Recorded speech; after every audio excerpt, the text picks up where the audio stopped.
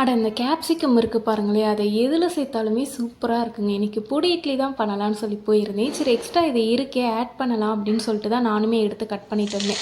ஐயோ அவ்வளோ டேஸ்ட்டுன்னு சொல்லலாம். எப்பயும் பண்ணுற மாதிரி சும்மா வந்துட்டு வெங்காயம் தக்காளி வதக்கி போட்டுட்டு அது கூடவே இந்த கேப்சிகமும் ஆட் பண்ணி நல்லா வதக்கி ஆனியன் மட்டும் போட்டு அதையும் நல்லா வதக்கி அது கூட கொஞ்சமாக உப்பு போட்டோம் அப்படின்னா கொஞ்சம் சீக்கிரம் வதங்கிடல. ஸோ அதுக்காண்டி உப்பையும் போட்டு அதையும் நல்லா வதக்கிட்டு அப்படியே இந்த இது ரெண்டையுமே ஆட் பண்ணி பார்க்குறப்ப என்னமோ குவான்டிட்டி நிறையா எடுத்துட்டேன்னு தான் நினச்சேன். சரி பரவாயில்ல வதக்கி சாப்பிட்றப்போ வந்துட்டு அது ஒரு டேஸ்ட்டாக தானே இருக்கும் அப்படின்ற ஒரு தாட்டோடு தான் நானும் வதக்கிட்டு இருந்தேன்.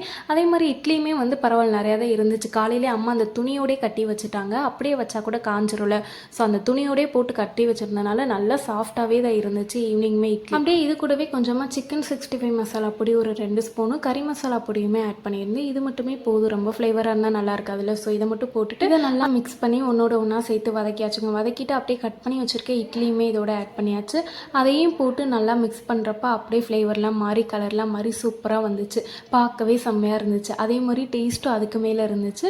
கொஞ்சமாக மல்லி மட்டும் தூவிட்டு அதையும் அப்படியே வச்சு சர்வ் பண்ணால் ஐயோ டேஸ்ட்டு சூப்பர். இதே மாதிரி நம்ம சேனலில் நிறையா வீடியோ பார்க்கணுன்னா மறக்காமல் லைக் பண்ணி சப்ஸ்கிரைப் பண்ணிக்கோங்க. பாய்.